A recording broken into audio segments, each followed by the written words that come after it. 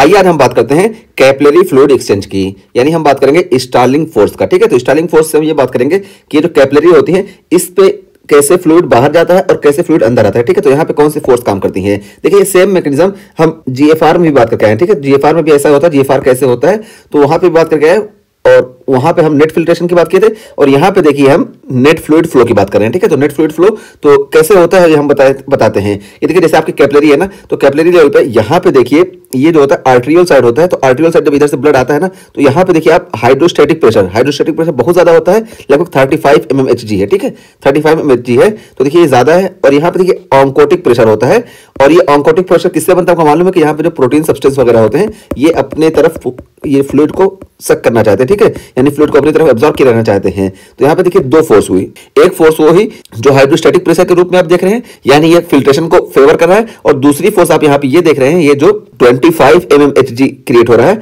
और ये किससे क्रिएट हो रहा है, यहाँ पे जो प्रोटीन प्रेजेंट थी। तो ऑन्कोटिक प्रेशर देखिए 25 mmHg इधर भी है, और इधर भी आप देखेंगे तो देखिए बिल्कुल ये कांस्टेंट है। ऑन्कोटिक प्रेशर इधर वेन्यूल साइड में भी आपको सेम देखने को मिल रहा है। ठीक है, तो कैपिलरी साइड में भी और वेन्यूल साइड में ऑन्कोटिक प्रेशर सेम देखने को मिल रहा है। क्यों? क्योंकि यहाँ पे जो प्रोटीन से सब्सटेंस है ये दोनों तरफ बराबर है। ठीक है, तो प्रोटीन यहाँ पे लीक नहीं होता है नॉर्मल कंडीशन में। तो जब प्रोटीन लीक नहीं हो रहा है तो प्रोटीन ना लीक होने की वजह से ऑस्मोटिक प्रेशर इधर का भी या इधर का भी। ठीक है, तो ऑस्मोटिक या ऑन्कोटिक आप जो भी बोले कि अपनी तरफ जो सब्सटेंस को पुल करने की कैपेसिटी है ये वाला जो रहेगा ये कांस्टेंट रहेगा। और ये देखिए आप हाइड्रोस्टैटिक प्रेशर, ये देखिए यहाँ पे 35 mmHg था, इस वजह से यहाँ से ना फ्लूइड लीक करेगा। अभी कैसे लीक करता है यहाँ पे हम इक्वेशन से आपको समझा देंगे। वैसे आप समझिए कि यहाँ पे प्रेशर ज्यादा है, क्योंकि देखिए ये फोर्स अपोज करने वाली है और ये फोर्स फिल्ट्रेशन करने वाली है। ठीक है, तो ये फोर्स अपोज करने वाली है फिल्ट्रेशन वाली, तो देखिए फिल्ट्रेशन वाली फोर्स ज्यादा है, तो फिल्ट्रेशन वाली फोर्स ज्यादा है, इस वजह से यहाँ से इधर फ्लूइड फ्लो होगा। ठीक है, इधर फ्लूइड फ्लो होगा धीरे धीरे देखिए जब फ्लूइड ज्यादा इधर चले जाएगा तो देखिए हाइड्रोस्टैटिक प्रेशर कम हो गया। ठीक है, हाइड्रोस्टैटिक प्रेशर जब कम होगा उसको फिर यहाँ देखिए हाइड्रोस्टैटिक प्रेशर बहुत कम हो गया। अब जब हाइड्रोस्टैटिक प्रेशर बहुत कम हो गया तो हमको कॉमन सेंस समझ में आना चाहिए कि यहाँ पे देखिए ऑस्मोटिक प्रेशर या ऑन्कोटिक प्रेशर जो होता है ये कांस्टेंट है। तो ऑन्कोटिक प्रेशर या ऑस्मोटिक प्रेशर ये अपनी तरफ फ्लूइड को सक करना चाह रहा है, तो जब फ्लूइड को सक करना चाहेगा और ये हाइड्रोस्टैटिक प्रेशर अब और कम हो गया तो यहाँ पे ये वाला डोमिनेंट होगा। इस वजह से जब ये सक करना चाहेगा तो यहाँ इंटरस्टिशियल फ्लूइड से फ्लूइड जो होगा ये इधर आना चाहेगा। ठीक है, तो ये नॉर्मल हम बता दिए बिल्कुल कॉमन सेंस से कैसे होता है। तो यहाँ पे देखिए हमको फिल्ट्रेशन देखने को मिलेगा, क्योंकि यहाँ पे हाइड्रोस्टैटिक प्रेशर ज्यादा है, इस वजह से यहाँ पे ऐसा हुआ, और यहाँ पे हाइड्रोस्टैटिक प्रेशर कम हो गया और ऑस्मोटिक प्रेशर यहाँ पे कांस्टेंट है, और ऑस्मोटिक से हाइड्रोस्टैटिक प्रेशर कम हुआ, इस वजह से यहाँ पे हमको रीअब्जॉर्प्शन देखने को मिलता है, यानी इंटरस्टिशियम से फ्लूइड इधर आता है। ठीक है, तो ये कैसे होता है अभी हम बताते हैं। तो अभी तक हम जो बात की दो फोर्स की, तो देखिए दोनों फोर्स को यहाँ पे यही बताया गया कि कैसे होता है। तो सबसे पहले यहाँ पे स्टार्लिंग फोर्स बताया गया कि स्टार्लिंग फोर्स जो होता है ये डिटरमाइन करता है fluid movement through out capillary membrane. तो ये जो हम बताए ना कि हाइड्रोस्टैटिक प्रेशर और ऑस्मोटिक प्रेशर का ही रोल होता है, तो इसी को स्टार्लिंग फोर्स हम बोलते हैं। अब कैसे होता है तो देखिए यहाँ पे ये जो सिंबल बताया गया है सिर्फ यहाँ पे देखिए फार्मूले से, तो यहाँ पे देखिए अगर आपको फार्मूला देख के डर लग रहा है तो बिल्कुल डरने की जरूरत नहीं है, हम बिल्कुल हर चीज क्लियर करके आपको बता दे रहे हैं। ठीक है, तो देखिए हम जो अभी बता के ना यही यहाँ चीज थ्योरी में लिख दी गई, जैसे पीसी, तो देखिए पीसी जो आप यहाँ पे देख रहे हैं तो ये क्या है कैपिलरी हाइड्रोस्टैटिक प्रेशर, और दूसरा देखिए पीआई क्या है कि ये हाइड्रोस्टैटिक प्रेशर ऑफ इंटरस्टिशियम। ठीक है, तो इंटरस्टिशियल का हाइड्रोस्टैटिक प्रेशर जो होता है इसको हम पीआई बोलते हैं। तो देखिए यहाँ पे जो प्रेशर होगा, यहाँ पे भी कुछ प्रेशर होता है ना, यहाँ के मुकाबले यहाँ पे कम होगा प्रेशर, लेकिन यहाँ पे होगा ना प्रेशर, तो यहाँ पे जो प्रेशर होता है जो कि अपोज करता है कि फिल्ट्रेशन ना हो, तो उसी को हम बोलते हैं पीआई, यानी हाइड्रोस्टैटिक प्रेशर ऑफ इंटरस्टिशियम। ठीक है, तो यहाँ पे देखिए हाइड्रोस्टैटिक प्रेशर ऑफ इंटरस्टिशियम लगभग 2 mmHg होता है। देखिए कितना कम है, यहाँ पे ये देखिए ये 35 mmHg था, जबकि ये देखिए आपका ये सिर्फ 2 mmHg है। बहरहाल ये वाला चाह रहा है कि फिल्ट्रेशन हो, फ्लूइड इधर जाए, जबकि ये जो यहाँ का हाइड्रोस्टैटिक प्रेशर ये चाह रहा है कि फ्लूइड इधर से इधर जाए, यानी ये अपोज कर रहा है। ठीक है, ये फ्लूइड को इधर भेजना चाह रहा है, लेकिन देखिए ज्यादा ताकतवर इसमें ये है, इस वजह से ये यहाँ पे कारगर साबित होगा। ठीक है, तो यहाँ पे ही देखिए दोनों चीज बताई गई कि पल्मोनरी हाइड्रोस्टैटिक प्रेशर जो होता है ये fluid push out of capillary, तो फ्लूइड को जो है कैपिलरी से बाहर फेंकना चाहता है। और जब हम बात करें इंटरस्टिशियल हाइड्रोस्टैटिक प्रेशर की तो ये पुश फ्लूइड इनटू कैपिलरी, तो ये कैपिलरी में फ्लूइड को भेजना चाह रहा है। ठीक है, तो इधर से प्रेशर से लगा रहा है 2 mmHg का, और इधर से देखिए 35 mmHg का लगा रहा है, इस वजह से ये देखिए ये डोमिनेंट रहता है यहाँ पे। अभी कैसे फार्मूले से हम निकालते हैं बताते हैं। ठीक, और उसका फिर देखिए यहाँ पे ऑस्मोटिक प्रेशर की बात कर रहे हैं, तो देखिए ऑस्मोटिक प्रेशर प्लाज्मा में। ठीक है, तो प्लाज्मा का ऑस्मोटिक प्रेशर देखिए हम बताए ना कि ये प्लाज्मा में जो ऑस्मोटिक प्रेशर है 25 mmHg, ये पूरा यहाँ से यहाँ तक रहता है, तो यहाँ पे 25 mmHg आपका ये प्लाज्मा का प्रेशर हो गया। और ये क्या करता है देखिए पुल्स फ्लूइड इनटू कैपिलरी, तो ये जो है ना ये फ्लूइड को कैपिलरी में खींचना चाहेगा, क्योंकि ये बाहर से फ्लूइड को अंदर लाना चाहेगा ऑस्मोटिक प्रेशर की वजह से, बिल्कुल आसान सी चीज है।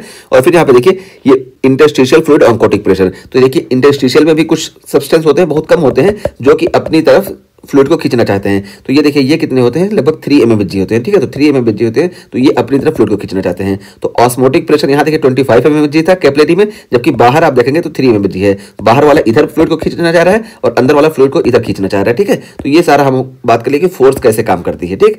तो फोर्स कैसे काम करती है ये चीजें हो गई। तो देखिए यहाँ पे बताया गया कि प्लाज्मा ऑन्कोटिक प्रेशर होता है, ये चाहता है कि फ्लूइड कैपिलरी में अंदर आ जाए, ठीक है। तो पुल्स फ्लूइड इनटू कैपिलरी, तो कैपिलरी में फ्लूइड को खींचता है, जबकि इंटरस्टिशियल फ्लूइड ऑन्कोटिक प्रेशर होता है ये pulls fluid out of capillary. तो ये ऐसा करता है, ठीक है। अब देखिए इतनी यहाँ पे 4 फोर्सेस हैं। अब इन 4 फोर्सेस का रिजल्ट क्या निकलेगा, इसी को हम बोलते हैं नेट फ्लूइड फ्लो। तो नेट फ्लूइड फ्लो कितना होगा इस फॉर्मूले से हम निकाल लेते हैं। तो इस फॉर्मूले से देखिए ये हमारा KF जो है कैपिलरी परमेबिलिटी टू फ्लूइड, कि फ्लूइड के लिए कैपिलरी की परमेबिलिटी कितनी है, यानी यहाँ पे हम हाइड्रोस्टैटिक प्रेशर देखते हैं, ठीक है। तो देखिए हाइड्रोस्टैटिक प्रेशर यहाँ का चाह रहा है कि ये बाहर जाए और ये इंटरस्टिशियम का चाह रहा है कि ये कम आए, मींस ये अंदर जाए, ठीक है। तो यहाँ पे देखिए हम दोनों को घटा देंगे, कैपिलरी वाले को इंटरस्टिशियम वाले से घटा देंगे, तो ये हमको पता चलेगा कि हाइड्रोस्टैटिक प्रेशर यहाँ पे कितना रोल प्ले कर रहा है, ठीक है।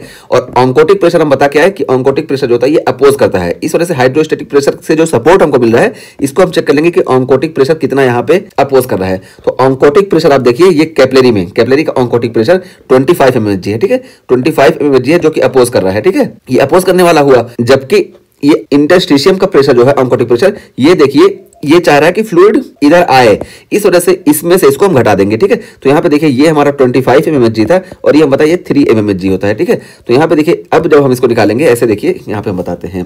तो देखिए 35 mmHg ये वाला प्रेशर जो है ये चाह रहा था कि फिल्ट्रेशन हो, लेकिन ये 2 mmHg यहाँ जो प्रेजेंट था इंटरस्टिशियम में ये चाह रहा था कि ना फिल्ट्रेशन हो, इस वजह से इसमें से इसको हम घटा देंगे, ठीक है। तो हाइड्रोस्टैटिक प्रेशर को देखिए हम घटा दिए, तो 35 में से 2 घटा तो 33, तो 33 पता चला कि ये फेवर कर रहा है कि फिल्ट्रेशन हो, ठीक है। हाइड्रोस्टैटिक प्रेशर की हम बात की कि दोनों का अगर हम कंबाइन करके देखें तो 33 mmHg ये चाहता है कि फिल्ट्रेशन हो, और जबकि यहाँ पे देखिए ये ऑन्कोटिक प्रेशर जो चाहता है कि फिल्ट्रेशन ना हो, तो यहाँ पे देखिए 25 mmHg है, 25 mmHg है, लेकिन यहाँ से 3 mmHg सपोर्ट करने वाला है। तो बाहर से 3 mmHg जब सपोर्ट करने वाला है तो इसको इसमें से हम घटा देंगे, तो 25 में से जब 3 हम घटाएंगे तो देखिए 22, तो यानी पता चला कि 22 mmHg जो है ऑस्मोटिक प्रेशर ये अपोज करने वाला है, क्योंकि ये 25 जो था 25 में से 3 यहाँ से सपोर्ट मिल गया तो 22 ही बचा अपोज करने वाला। तो जब 22 अपोज करने वाला बचा तो आप देखिए 33 - 22 आप करेंगे तो ये आपको 11 mmHg। तो 11 mmHg का जो यहाँ पे फोर्स है, यानी यहाँ पे जो प्रेशर है ये चाहेगा कि फ्लूइड बाहर जाए। तो यहाँ पे देखिए 11 mmHg ये बाहर जा रहा है, इस वजह से आपको यहाँ पे फिल्ट्रेशन देखने को मिलता है, ठीक है। तो यहाँ पे आर्टरियल साइड में आपको फिल्ट्रेशन देखने को मिलेगा, लेकिन जब आप इधर जाएंगे, इधर जाते जाते देखिए आपका ऑस्मोटिक प्रेशर नहीं चेंज हो रहा है, ठीक है। ऑस्मोटिक प्रेशर नहीं चेंज हो रहा है, सिर्फ यहाँ पे आपका देखिए हाइड्रोस्टैटिक प्रेशर चेंज हो रहा है। तो देखिए अब हाइड्रोस्टैटिक प्रेशर जब चेंज होगा तो क्या है कि यही फार्मूला सेम हम पुट कर देंगे, और यही फार्मूला देखिए आपका जो है फिल्ट्रेशन आप देखेंगे जब, तो फिल्ट्रेशन देखिए 15 mmHg ये चाह रहा है कि फिल्ट्रेशन हो, ये बाहर फेंकना चाह रहा है ना, भले 15 mmHg है तो हम वैल्यू पुट किए 15 mmHg ये चाह रहा है कि बाहर जाए, और यहाँ से देखिए हाइड्रोस्टैटिक प्रेशर 2 ही mmHg है, ठीक है। तो यहाँ पे हाइड्रोस्टैटिक प्रेशर जब 2 ही mmHg है तो ये 2 mmHg चाहेगा कि ना आए, तो 15 में से 2 हम घटा देंगे। तो देखिए हाइड्रोस्टैटिक प्रेशर का यहाँ पे रोल क्या होगा वेन्यूल साइड में कि 15 में से जब हम 2 घटाएंगे तो 13 mmHg चाह रहा है कि फ्लूइड बाहर जाए, ठीक है। तो 13 mmHg यहाँ पे जो हल्का फुल्का प्रेशर था, ठीक है, ये चाह रहा है कि फ्लूइड बाहर जाए यानी सिक्रेशन हो। जबकि हम बात करें कि ये ऑस्मोटिक प्रेशर जो यहाँ वापस सक करना चाह रहा है यानी फ्लूइड को रीअब्सॉर्ब करना चाह रहा है, ये कितना है, तो देखिए ये 25 mmHg ये है यहाँ पे, तो ये फ्लूइड को रीअब्सॉर्ब करना चाह रहा है। लेकिन यहाँ पे भी देखिए यही 3 mmHg ऑस्मोटिक प्रेशर है जो कि फ्लूइड को इधर खींचना चाह रहा है, ठीक है। तो इस 25 में से फिर से 3 हम घटा देंगे, और 25 में से जब 3 घटाए तो हमको मिलेगा 22, ठीक है, 22 मिला। तो देखिए यहाँ पे जो फिल्ट्रेशन चाह रही है, हाइड्रोस्टैटिक प्रेशर जो चाह रहा है कि हम फिल्ट्रेशन कराएं, ठीक है, हम फिल्ट्रेशन कराएं यानी फ्लूइड को बाहर ले जाएं, तो ये हमारा 13 mmHg है। जबकि ऑस्मोटिक प्रेशर जो है जो चाह रहा है कि हम फ्लूइड को अंदर लाएं, ये देखिए हमारा 22 mmHg है, ठीक है, क्योंकि 25 था और 25 में से 3 घट गया, तो जब 3 घट गया तो 22 mmHg बचा, ठीक है। तो देखिए यहाँ पे फिल्ट्रेशन फेवर जो कर रहा है 13 mmHg है, और ऑस्मोटिक प्रेशर जो अपोज करना चाह रहा है ये 22 mmHg है। अब यहाँ से देखिए 13 - 22 आप करेंगे तो आपका -9 mmHg आएगा। अब देखिए -9 mmHg आ गया तो क्या पता चला कि इधर से फ्लूइड इधर आएगा, ठीक है, यानी यहाँ पे हमको रीअब्जॉर्प्शन देखने को मिलेगा। तो इस तरीके से हम पूरा ये आपको स्टार्लिंग फोर्स से बता दिया कैसे होता है, ठीक है। तो ये चीज बिल्कुल क्लियर हो गई। अगर देखिए यहाँ पे आपको कंफ्यूजन होनी है ना, देखिए हम कॉमन सेंस ऐसे बता दें कि यहाँ पे ये स्टार्लिंग फोर्स तो इस तरह हुआ, यहाँ पे देखिए कॉमन फोर्स से कैसे हुआ, देखिए नेट फिल्ट्रेशन कितना होगा, तो देखिए force favouring filtration minus force opposing filtration, ठीक है। नेट फिल्ट्रेशन वही तो होगा कि जो फोर्स फेवर कर रही है फिल्ट्रेशन को, और उसमें से हम घटा देंगे जो फोर्स अपोज कर रही है फिल्ट्रेशन को। जैसे आप देखिए यहाँ पे फोर्स फिल्ट्रेशन में आपका ये देखिए ये हाइड्रोस्टैटिक प्रेशर ये फेवर कर रही है कि फिल्ट्रेशन हो, इसी तरीके से यहाँ पे इंटरस्टिशियम में आप देखेंगे कि ऑस्मोटिक प्रेशर जो है ये फोर्स कर रहा है कि फिल्ट्रेशन हो। तो देखिए इसी वजह से यहाँ से देखिए 35 mHg ये भी फेवर कर रहा है और 3 mmHg जो यहाँ का ऑस्मोटिक प्रेशर ये फेवर कर रहा है। तो ये देखिए टोटल हमारा 38 mmHg फेवर कर रहा है। जबकि हम अपोजिंग फोर्स का देखें तो अपोजिंग फोर्स में देखिए ये 25 mmHg यहाँ से अपोज कर रहा है और 2 mmHg का हाइड्रोस्टेटिक प्रेशर यहाँ से अपोज कर रहा है कि फिल्ट्रेशन ना हो। तो देखिए 25 + 2 = 27। तो आप देखेंगे 37 - 22 = 11 mmHg। ठीक है, तो देखिए हम इस तरीके से भी निकाल सकते हैं और यही से चीज हम यहाँ पे भी किए कि यहाँ पे हाइड्रोस्टेटिक प्रेशर 15 आ गया जो कि फेवर कर रहा था और ये देखिए ये ऑस्मोटिक प्रेशर यहाँ का 3 ही था। तो 15 + 3 = 18 और जबकि ऑस्मोटिक प्रेशर ये देखिए कांस्टेंट है तो 25 और ये प्लस यानी ये जो है ये अपोज कर रहा है तो 25 यहाँ से अपोज कर रहा है और ये हाइड्रोस्टेटिक प्रेशर यहाँ से अपोज कर रहा है। तो 25 + 2 = 27। तो देखिए 18 - 27 = -9 mmHg। तो पता चला कि यहाँ पे फिल्ट्रेशन ना होकर बल्कि रीअब्जॉर्प्शन होगा। ठीक है, तो इस तरीके से ये पूरा हमारा फार्मूला काम करता है। ठीक, तो ये पूरा हम बता दिए और यहाँ पे देखिए ये बताया गया ये फार्मूला आपका हो गया और यहाँ पे देखिए अब बताया गया कि एडिमा कैसे होता है। तो एडिमा कैसे होगा तो इसी मैकेनिज्म हमको परेशानी देखने को मिलेगी। तो oedema access fluid outflow into interstitium commonly caused by. तो यहाँ पे एडिमा में क्या होगा कि यहाँ पे जितना फ्लूइड जा रहा है ना ये बहुत ज्यादा हो जाएगा और यहाँ से रीअब्जॉर्ब नहीं हो पाएगा। ठीक है, तो ये किस वजह से होता है तो देखिए यहाँ पे बताया गया कि इंक्रीज कैपिलरी प्रेशर। तो कैपिलरी का प्रेशर जब इंक्रीज हो जाएगा देखिए अब ये 35 mmHg था ना, अब यहाँ से जब ये और ज्यादा इंक्रीज हो गया मतलब 50-60 हो गया तो यहाँ से बहुत ज्यादा फ्लूइड इधर जाएगा। ठीक है, इधर से बहुत ज्यादा फ्लूइड जाएगा तो इधर से उतना एब्जॉर्ब नहीं हो पाएगा। इस वजह से हमको एडिमा देखने को मिलेगा जैसे हार्ट फेलियर के केस में देखने को मिलता है, क्योंकि हार्ट फेलियर के केस में हार्ट हमारा पंप नहीं कर पाता है, इस वजह से पूरा प्रेशर हाइड्रोस्टेटिक प्रेशर इंक्रीज हो जाता है। तो हार्ट फेलियर के केस में हमको कैपिलरी प्रेशर इंक्रीज देखने को मिलता है और इसी तरीके से देखिए कैपिलरी परमेबिलिटी इंक्रीज हमको देखने को मिलेगी। ठीक है, जब कैपिलरी परमेबिलिटी इंक्रीज देखने को मिलेगी तब भी क्या है कि फ्लूइड इधर से इधर ज्यादा देखने को मिलेगा। ठीक है, तो फ्लूइड इधर से इधर ज्यादा देखने को मिलेगा। यहाँ तक कि जो ऑस्मोटिक प्रेशर है ना ये भी यहाँ का कम होने लगेगा। क्यों ऑस्मोटिक प्रेशर कम होगा? क्योंकि जब कैपिलरी की परमेबिलिटी इंक्रीज हो जाएगी तो यहाँ से फ्लूइड यानी प्रोटीन वगैरह भी इधर जाने लगेगा। जब प्रोटीन इधर जाएगा तो यहाँ का ऑस्मोटिक प्रेशर ज्यादा हो जाएगा और यहाँ का ऑस्मोटिक प्रेशर कम हो जाएगा। तो देखिए ऑस्मोटिक प्रेशर भी यहाँ ज्यादा हो गया और कैपिलरी की परमेबिलिटी ज्यादा बढ़ने की वजह से फ्लूइड भी ऑस्मोटिक प्रेशर के साथ साथ इधर चला गया। इसी वजह से हमको यहाँ पे एडिमा देखने को मिलता है। ठीक है, तो यही है कि इंक्रीज कैपिलरी परमेबिलिटी। तो यहाँ पे क्या होता है कि देखिए increase capillary permeability to fluid और ये टॉक्सिन इन्फेक्शन और बर्न वगैरह के केस में देखने को मिलता है। ठीक है, इस वजह से इन सारी कंडीशन में हमको एडिमा देखने को मिलता है। जबकि तीसरा मैकेनिज्म एडिमा का क्या है तो देखिए increase interstitial fluid oncotic pressure. हम बताया ना कि यहाँ पे इंटरस्टिशियल फ्लूइड का ऑन्कोटिक प्रेशर जब इंक्रीज हो जाएगा तब भी हमको यहाँ पे एडिमा देखने को मिलेगा, क्योंकि ये ऑन्कोटिक प्रेशर जो देखिए यहाँ पे सिर्फ 3 mmHg देखने को मिल रहा था, अगर ये 15-20 हो गया तो ये जो है फेवर करने लगेगा ज्यादा और इधर से ज्यादा फ्लूइड को सक करेगा। ठीक है, तो ज्यादा फ्लूइड यहाँ इंटरस्टिशियल में जाएगा, इस वजह से हमको एडिमा देखने को मिलेगा। तो यहाँ पे देखिए कि जैसे लिम्फेटिक ब्लॉकेज, तो क्योंकि लिम्फेटिक ब्लॉकेज जब हो जाएगा तो लिम्फेटिक के जरिए यहाँ से जो लार्ज मॉलिक्यूल होते हैं ये ड्रेन होते हैं और जब लिम्फेटिक ब्लॉकेज होगा तो लार्ज मॉलिक्यूल यहीं पे रुके रहेंगे, जिसकी वजह से यहाँ पे ऑस्मोटिक प्रेशर ये इंक्रीज हो जाएगा और हमको यहाँ से फ्लूइड का फिल्ट्रेशन ज्यादा देखने को मिलेगा, इस वजह से एडिमा होगा।